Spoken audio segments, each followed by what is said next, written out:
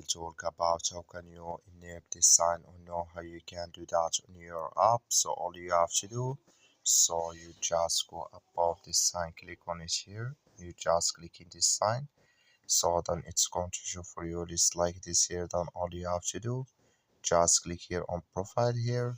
So when you just click on profile, it's going to take you to your profile here. Then all you have to do, so you just go above this sign, click on it here, so then it's going to show for your list like this here.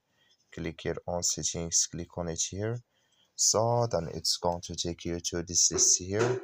Then all you have to do, you just go down here, click here on notifications filter, click on it here, then it's going to take you to this list. Come here to your content is featured in explore, click in this sign.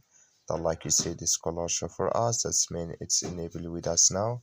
That's all you have to do. Thank you for watching. Don't forget to support us by liking, subscribe.